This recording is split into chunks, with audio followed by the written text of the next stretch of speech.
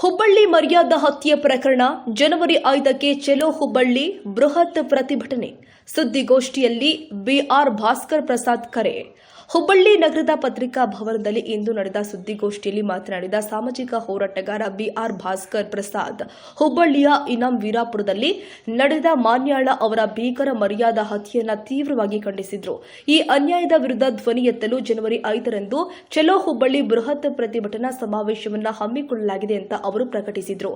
ಚೆಲೋ ಹುಬ್ಬಳ್ಳಿ ಚಳುವಳಿ ಮಾನ್ಯಾಳ ಹತ್ಯೆಯನ್ನು ಖಂಡಿಸಿ ಜನವರಿ 5, 2026ರಂದು ಬೆಳಗ್ಗೆ ಹುಬ್ಬಳ್ಳಿಯ ಶ್ರೀ ಸಿದ್ದಾರೂಢ ಮಠದಿಂದ ನೆಹರು ಮೈದಾನದ ತನಕ ಬೃಹತ್ ಮೌನ ಮೆರವಣಿಗೆ ಹಾಗೂ ಪ್ರತಿಭಟನಾ ಸಮಾವೇಶ ನಡೆಯಲಿದೆ. ಕಪ್ಪು ಪಟ್ಟಿ ಧರಿಸಿ ಪ್ರತಿಭಟನೆ ಸಮಾವೇಶದಲ್ಲಿ ಪಾಲ್ಗೊಳ್ಳುವವರೆಲ್ಲರೂ ಕೂಡ ಕಪ್ಪು ಪಟ್ಟಿ ಧರಿಸುವುದರ ಮೂಲಕ ಈ ಭೀಕರ ಹತ್ಯೆಯ ವಿರುದ್ಧ ತಮ್ಮ ಆಕ್ರೋಶವನ್ನು ವ್ಯಕ್ತಪಡಿಸಬೇಕು ಅಂತ ಕರೆ ಕೊಟ್ಟಿದ್ದಾರೆ. ಈ ಹೋರಾಟ ಕೇವಲ ಒಂದು ಸಮುದಾಯಕ್ಕೆ ಸೀಮಿತವಾಗಿಲ್ಲ.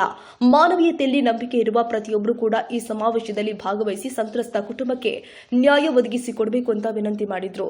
ಸ್ಥಳ ಶ್ರೀ ಸಿದ್ದಾರೂಢ ಮಠದಿಂದ ನೆಹರು ಮೈದಾನದವರೆಗೆ ಹುಬ್ಬಳ್ಳಿ ದಿನಾಂಕ ಜನವರಿ 5, 2026 ವಿಶೇಷತೆ ಮೌನ ಮೆರವಣಿಗೆ ಮತ್ತು ಪ್ರತಿಭಟನಾ ಸಮಾವೇಶ. ಈ ಘಟನೆಗೆ ನಾವು ಇಡೀ ವ್ಯವಸ್ಥೆಯನ್ನು ನಾವು ಹೊಣೆಯನ್ನಾಗಿ ಮಾಡಬೇಕಾಗಿದೆ. ಯಾಕೆಂದ್ರೆ ಈ ಘಟನೆ ನಡೆಯೋ ಹಿಂದೆ ಏನು ಮಾನ್ಯಳ ತಂದೆ ತನ್ನ ಕ್ರೂರತ್ವವನ್ನು ತೋರಿಸಿದ್ದಾನೆ, ಅದಕ್ಕೆ ಸಮಾಜ ಕೂಡ ಕಾರಣ ಆಗಿರುತ್ತೆ.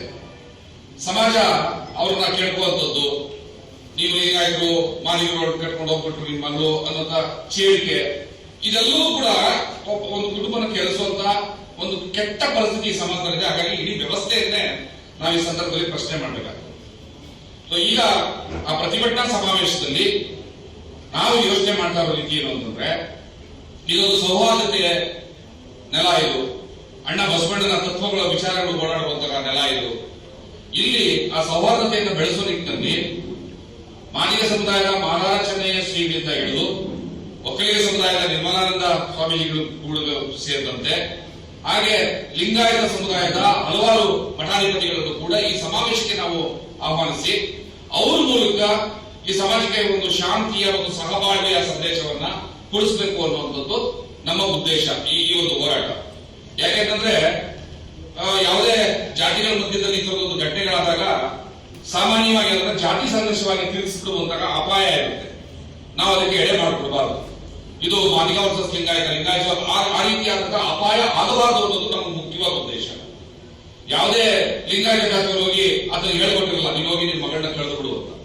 ಆತರ ಒಳಗಡೆ ಇರುವಂತಹ ವಿಕೃತಿ, ಆ ಜಾತಿಯ ವಿಷ, ಜಾತಿಯ ರೋಗ ತನ್ನೊಳಗಡೆ ರೋಗ ಅಷ್ಟೇ ಹೊರತು ಸಮಾಜದ ಯಾವುದೇ ಜಾತಿಗೆ ಸಂಬಂಧಪಟ್ಟಿಲ್ಲ. ನಾವು ಯಾವುದೇ ಜಾತಿಯನ್ನು ಆರೋಪಿಸೋದಕ್ಕೆ ಈ ಸಂದರ್ಭದಲ್ಲಿ ಇಷ್ಟಪಡಲ್ಲ, ಮಾಡಕೂಡದು.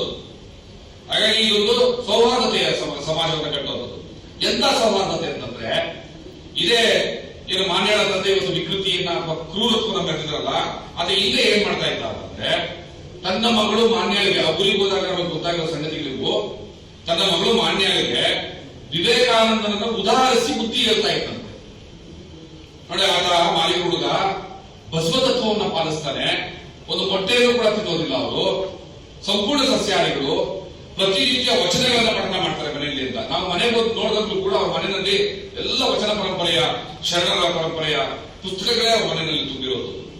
ಮತ್ತೆ ಅಲ್ಲಿ ದೇವರ ಗುಡಿನಲ್ಲಿ ಬಸವಣ್ಣನ ಪ್ರತಿಷ್ಠಾಪನೆ ಮಾಡಿರುವಂತದ್ದು.